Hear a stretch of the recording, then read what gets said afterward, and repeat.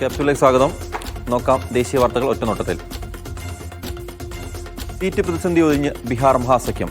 142 സീറ്റുകളിലെ പട്ടിക RJD പ്രഖ്യാപിച്ചു. PCC അധ്യക്ഷൻ രാജേഷ് കുമാറിനെതിരെ RJD സ്ഥാനാർത്ഥിയെ നിർത്തിയില്ല.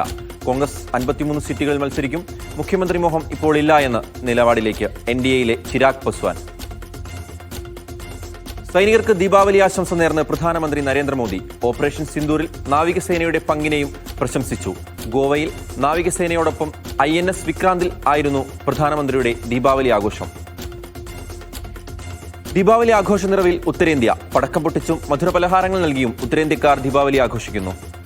ഡൽഹിയിൽ ഇത്തവണ നിയന്ത്രണങ്ങളോടെ പടക്കം പൊട്ടിക്കാനുള്ള അനുമതിയുണ്ട്. ഡൽഹിയിൽ വായുമലിനീകരണം അതിരൂക്ഷം. മലിനീകരണ തോത് വളരെ മോശം സ്ഥിതിയിൽ. മലിനീകരണം കുറയ്ക്കുന്നതിന്റെ ഭാഗമായി GRAP സ്റ്റേജ് 2 ആരംഭിച്ചു. മലിനീകരണ തോത് ഉയരുമെന്നാണ് റിപ്പോർട്ടുകൾ. ഗുജറാത്തിലെ രാജ്കോട്ടിലുണ്ടായ സംഘർഷത്തിൽ 3 പേർ കൊല്ലപ്പെട്ടു. നഗരത്തിലുണ്ടായ വാഹനാപകടത്തെ തുടർന്നാണ് ഏറ്റുമുട്ടലുണ്ടായത്. പോലീസ് അന്വേഷണം ആരംഭിച്ചു. ഓല ഇലക്ട്രിക് CEO ഭാവിഷ് അഗർവാളിനെതിരെ ആത്മഹത്യാ പ്രേരണ കുറ്റം ചുമത്തി പോലീസ് കേസെടുത്തു. അഗർവാളിന് പുറമെ കമ്പനിയിലെ സീനിയർ ഓഫീസർ സുബ്രത കുമാർ ദാസിനെതിരെയും കേസെടുത്തു. ശമ്പളം നൽകാതെ പീഡിപ്പിച്ചെന്നാരോപിച്ച് സെപ്റ്റംബർ 28-ന് ഒലയിലെ എഞ്ചിനീയറായ K. അരവിന്ദ് ആത്മഹത്യ ചെയ്തിരുന്നു. മതം മാറ്റത്തിന് പ്രേരിപ്പിച്ചുവെന്നാരോപിച്ച് ഉത്തർപ്രദേശിൽ 3 ക്രിസ്തുമത വിശ്വാസികളെ പോലീസ് അറസ്റ്റ് ചെയ്തു.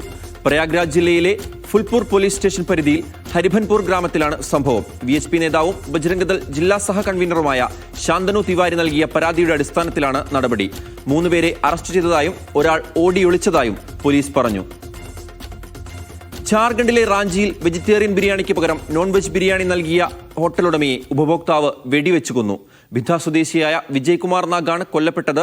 കൻകെ പിത്തോറിയ റോഡിലുള്ള ഹോട്ടലിൽ ശനിയാഴ്ച രാത്രിയായിരുന്നു സംഭവം. മഹാരാഷ്ട്രയിലെ ശനിവാർവാഡയിൽ മുസ്ലിം സ്ത്രീകൾ നമസ്കാരം നടത്തിയതിനു പിന്നാലെ ഹിന്ദുത്വ സംഘടനകളുടെ നേതൃത്വത്തിൽ ശുദ്ധികലശം നടത്തി. BJP രാജ്യസഭാ MP മേധാ കുൽക്കർണിയുടെ നേതൃത്വത്തിലായിരുന്നു ശുദ്ധികലശ പരിപാടികൾ. ശനിവാർ സന്ദർശിക്കാനെത്തിയ മുസ്ലിം സ്ത്രീകളാണ് നമസ്കരിച്ചത്.